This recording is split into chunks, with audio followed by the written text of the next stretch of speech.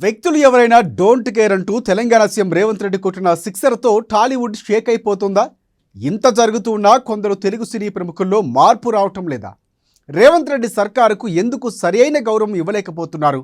ప్రభుత్వంతో యుద్ధాన్నే కోరుకుంటున్నారా? అందుకే తెగేదాకా లాగుతున్నారా? పరిస్థితి ఇలాగే ఉంటే రేవంత్ రెడ్డి మరిన్ని ఫోర్లు సిక్సర్లు కొడితే తట్టుకోగలరా? Let's watch.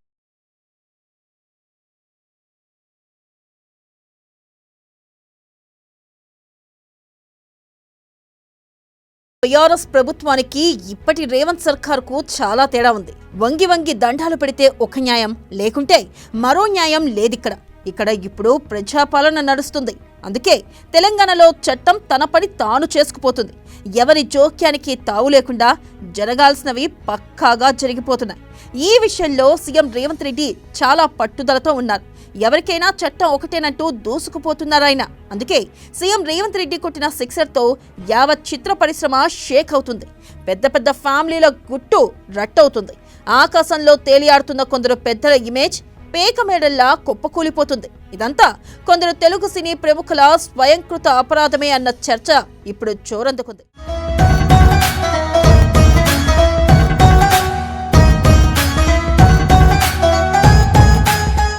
దాసరి నారాయణరావు తర్వాత ఆ స్థాయిలో తెలుగు చిత్ర పరిశ్రమ తరపున పెద్దరికంగా మాట్లాడేవారే కరువయ్యారు.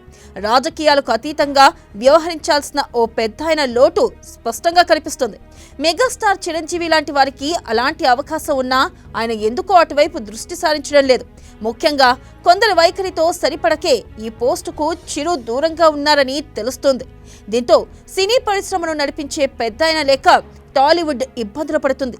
ఏ ఇష్యూ వచ్చినా సామరస్యంగా డీల్ చేయగలిగే ఓ పెద్ద మనిషి లేక సతమతమవుతుంది.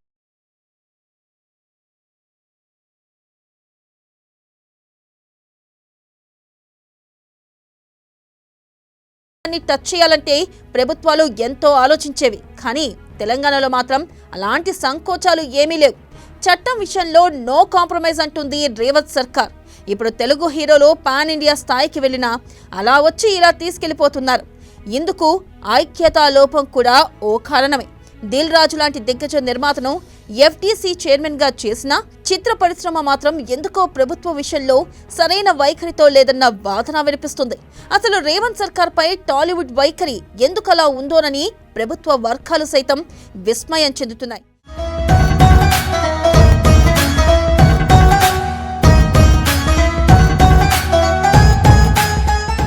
2 లక్షల కోట్ల బడ్జెట్లో చిత్ర పరిశ్రమ ద్వారా తెలంగాణ ప్రభుత్వానికి వచ్చే ఆదాయం 500 కోట్ల లోపే. అది చాలా తక్కువ. అంతదానికి మొత్తం టాలీవుడ్ పై కక్ష చూపేంత కోపం రేవంత్ సర్కార్కు ఉండకపోవచ్చు, ఉండదు కూడా.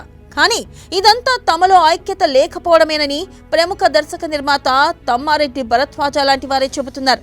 అంతెందుకు, సినిమా ఇండస్ట్రీ తరపున సదరు శాఖ మంత్రిని కూడా లైట్ తీసుకున్నారట టాలీవుడ్ పెద్దలు.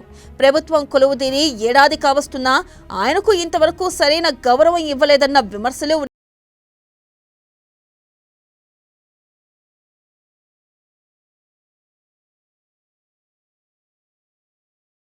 వల్లే సమస్యలు వస్తూ ఉండగా ఇప్పటికైనా మారకపోతే, చట్టాన్ని గౌరవించుకుంటే ఫ్యూచర్లో మరిన్ని ఇబ్బందులు తప్పేలా లేవన్న వాదన వినిపిస్తుంది. మరిన్ని బౌండరీలు సిక్సర్లు కొట్టేందుకు రెడీగా ఉన్నామని కాంగ్రెస్ ప్రభుత్వం హెచ్చరికలు పంపుతుంది. ఆ కోవలోనే గతంలో నాగార్జున ఎన్ కన్వెన్షన్ కూల్చివేత అయినా, ఇటీవల ఆకస్మికంగా అల్లు అర్జున్ అరెస్ట్, మోహన్ బాబు ఎపిసోడ్ ఇలాంటివన్నీ టాలీవుడ్ ను తీవ్రంగా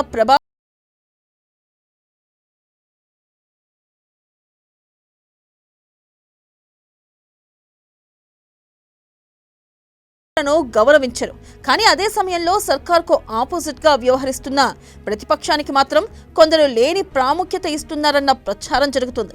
కొన్ని సినీ కుటుంబాలు కాంగ్రెస్ కు వ్యతిరేకంగా ప్రతిపక్షానికి జిగ్రి దోస్తుల్లా వ్యవహరిస్తున్నారన్న గుసగుసలు కూడా వినిపిస్తున్నాయి. ఇక బీఆర్ఎస్ అధికారంలో ఉన్నప్పుడు చట్టాపట్టాలేసుకుని తిరిగారు సరే, మరి ఆ పార్టీ ఓడిపోయినాక కూడా కాంగ్రెస్ సర్కార్కు సరైన గౌరవం ఇవ్వకుండా కారుకు బాకా ఊదడం ఎందుకో ఎవరికీ అర్థం కాని ప్రశ్న. ముఖ్యంగా ఓ సీనియర్ నటుడు ఏకంగా మంత్రిపైనే న్యాయ పోరాటం చేస్తూ ఉండడం, సదరు మంత్రి క్షమాపణ చెప్పినా తెలంగాణ పీసీసీ చీఫ్ కూడా విచారం వ్యక్తం చేసినా వదలకుండా కోర్టుకెక్కడం లాంటివి చర్చకు దారితీస్తున్నాయి. అంటే కావాలని రేవంత్ సర్కార్ను ఇబ్బంది పెట్టే కుట్ర జరుగుతుందా, లేక కాంగ్రెస్ ప్రభుత్వంతో కొందరు పెద్దలు యుద్ధాన్నే కోరుకుంటున్నారా అన్న అనుమానాలు తలెత్తుతున్నాయి.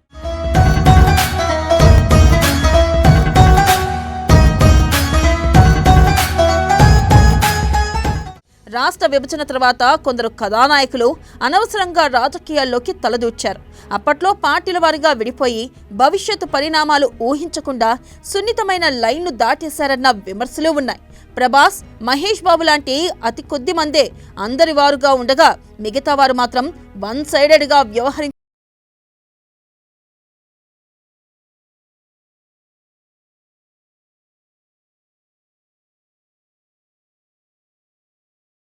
అప్పుడప్పుడు వివాదాలు కామనే అయినా ఇటీవల మాత్రం ఈ పరేషాన్లు ఎక్కువయ్యాయి. తరచూ వివాదాలతో టాలీవుడ్ షేక్ అవుతుంది.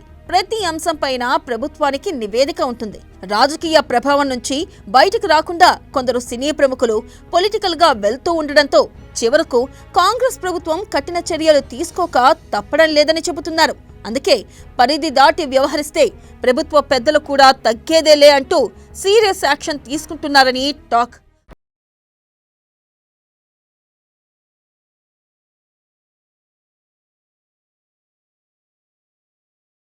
సినీ పరిశ్రమలో రేవంత్ తొలిసారి పంజా విసిరింది నాగార్జున విషయంలోనే అని చెప్పవచ్చు. హైడ్రాతో అక్రమార్కుల గుండెల్లో వరకు పుట్టించిన ముఖ్యమంత్రి రేవంత్ పేద ధనికానే తారతమ్యం లేకుండా అందర్నీ ఒకేలా చూశారు. హైడ్రాతో అక్రమ నిర్మాణాలను నేలమట్టం చేశారు. సినీ ఇండస్ట్రీకి చెందిన నాగార్జున ఎన్ కన్వెన్షన్ పై బుల్డోజర్ను ఎక్కుపెట్టింది రేవంత్ సర్కార్. ఇక మాదాపూర్లోని చెరువును కబ్జా చేసి నాగార్జున ఎన్ కన్వెన్షన్ అక్రమంగా నిర్మించారని హైడ్రా అధికారులు గుర్తించారు. దీంతో ఎన్ కన్వెన్షన్ పైకి బుల్డోజర్ను పంపించి దాన్ని నేలమట్టం చేశారు. నాగార్జున కోర్టు మెట్లు ఎక్కినా జరగాల్సిన నష్టం జరిగిపోయింది. అయితే రేవంత్ సర్కార్ తీసుకున్న ఈ చర్యను కొందరు సమర్థించారు. మరికొందరైతే సీఎం అంటే ఇలానే ఉండాలి అంటూ ప్రశంసల వర్షం కురిపించారు. ఈ అంశంలో రేవంత్ దాటికి నాగ్ పూర్తిగా డిఫెన్స్లో పడిపోయారనే వాదన వినిపిస్తుంది.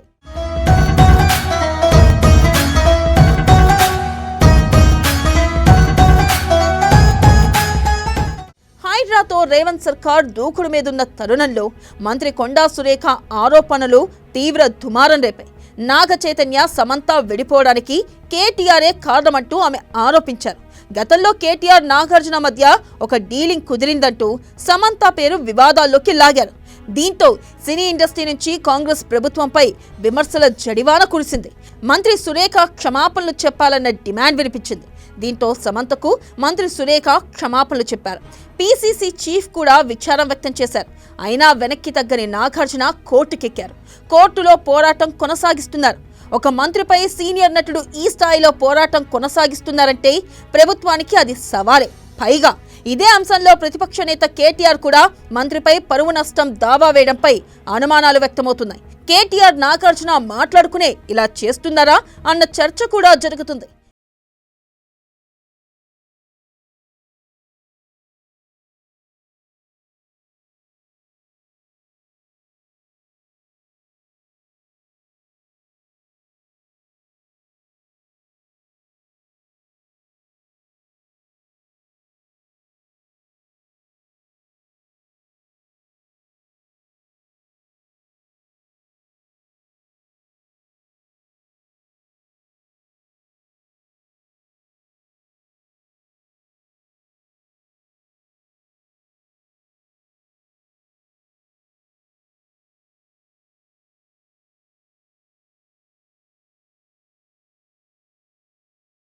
సినిమా ప్రీమియర్ షోలో భారీ ప్రమాదం జరిగింది.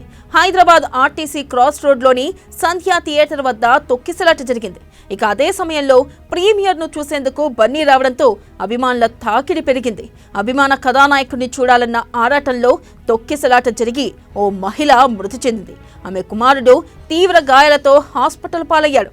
దీంతో పోలీసులు అల్లు అర్జున్ థియేటర్ యాజమాన్యంపై కేసు నమోదు చేశారు. ఈ ఇష్యూలోనూ అల్లు అర్జున్ను పోలీసులు అరెస్ట్ చేశారు. అక్కడితో ఆగకుండా న్యాయస్థానం 14 రోజుల రిమాండ్ విధించడం, ఆయన్ను చంచల్గూడ జైలుకు తరలించడం చకచకా జరిగిపోయాయి. అదే సమయంలో హైకోర్టు ఈ కేసును విచారించి బన్నీకి బెయిల్ ఇచ్చిన పుష్పరాజ్ మాత్రం ఒకరోజు జైల్లో గడపాల్సి వచ్చింది. ఇలా వెళ్ళి అలా వచ్చేస్తాడనుకున్న బన్నీకి షాక్ తగిలింది. కోర్టు ఆదేశాలు తమకు ఇంకా అందలేదని జైలు అధికారులు రాత్రంతా ఆయన్ను జైల్లోనే పెట్టారు. ఇది మరింత సంచలనమైంది. అయితే ప్రమాదం జరిగిన వెంటనే పుష్ప 2 యూనిట్ స్పందన సరిగ్గా లేదన్న విమర్శలు ఉన్నాయి.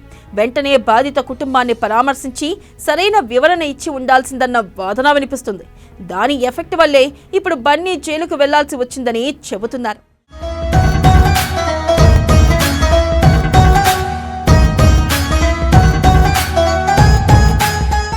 ఇక అల్లు అర్జున్ అంశంలో వైసీపీ, బీఆర్ఎస్ ఎందుకనో అతిగా స్పందించారన్న టాక్ నడుస్తుంది. చివరికి బీజేపీ నేతల స్పందన కూడా చర్చకు దారితీసింది. Janasena chief, AP deputy CM Pawan Kalyan మాత్రం దీనిపై ఎలాంటి కామెంట్ చేయలేదు. ప్రభుత్వాన్ని నడిపిస్తున్న బాధ్యతాయుతమైన నాయకుడుగా తన పెద్దరికాన్ని నిలబెట్టుకున్నారు. కానీ కొందరు మాత్రం అది మరచిపోతున్నారన్న వాదన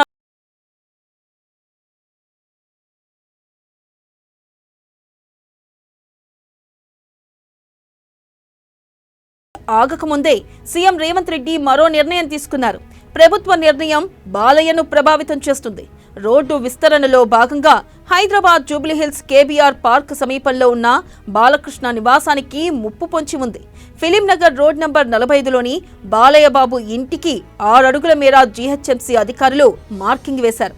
దీంతో ఆయన ఇల్లు 6 అడుగుల మేర నేలమట్టం కాక తప్పదన్న ప్రచారం జరుగుతుంది. నిజానికి బాలకృష్ణ, సీఎం రేవంత్ రెడ్డి మధ్య మంచి సన్నిహిత్యమే ఉంది. ఈ ఏడాది హైదరాబాద్లోని బసవతారకం ఇండో అమెరికన్ క్యాన్సర్ ఆసుపత్రి 24వ వార్షికోత్సవానికి సీఎం రేవంత్ ముఖ్య అతిథిగా హాజరయ్యారు. ఆ కార్యక్రమంలో బాలయ్య, రేవంత్ మధ్య మాటామంతి కూడా జరిగింది.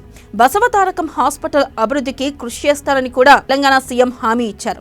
గతంలో సీఎం కాకముందు ఓ సినిమా ఫంక్షన్లోనూ బాలయ్యపై అభిమానాన్ని చాటుకున్నారు రేవంత్. బాలకృష్ణపై ప్రశంసల వర్షం కురిపించారు. ఈ నేపథ్యంలో బాలయ్య విషయంలో రేవంత్ సర్కార్ వ్యవహారం ఎలా ఉండబోతుందనే అంశంపై జోరుగా చర్చ సాగుతుంది. కూల్చివేత జరిగి తీరుతుందని ప్రభుత్వ వర్గాల సమాచారం.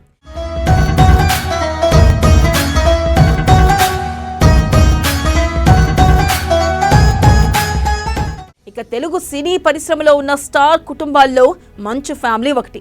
ఆ కుటుంబంలోని వివాదాలు రోజున పడ్డం, తదనంతర పరిణామాలతో రేవంత్ సర్కార్ సీరియస్ గా దృష్టి పెట్టక తప్పలేదు. నటుడు మంచు మోహన్ బాబు, ఆయన కుమారుడు మనోజ్ మధ్య ఆస్తి గొడవలు ముదిరి పాకాన పడ్డాయి. ఈ వ్యవహారం దాడుల వరకు వెళ్ళింది. ఈ నేపథ్యంలో సినీ నటుడు మంచు మోహన్ బాబు ఓ జర్నలిస్ట్ పై దాడి చేశాడు. ఈ దాడి ఘటన చాలా దూరం వెళ్ళింది. ఈ ఘటనతో ఆగ్రహించిన జర్నలిస్ట్ సంఘాలు మోహన్ బాబు క్షమాపణలు చెప్పాలంటూ డిమాండ్ చేశాయి. ఈ నేపథ్యంలో దాడి ఘటనలో గాయపడిన జర్నలిస్ట్కు మోహన్ బాబు ఎట్టకేలకు క్షమాపణలు చెప్పారు. బాధితుడిని పరామర్శించారు. కుటుంబం వివాదం ఘర్షణకు దారితీసినట్లు ఆయన చెప్పుకొచ్చారు. ఈ ఘటనలో మోహన్ బాబుపై ఇప్పటికే హత్యాయత్నం కేసు కూడా నమోదైంది. అరెస్టు జరగొచ్చన్న ప్రచారమూ ఉంది. మరి ఆయన క్షమాపణ చెప్పిన నేపథ్యంలో వ్యవహారం అరెస్టు వరకు వెళ్తుందా లేదా అన్నది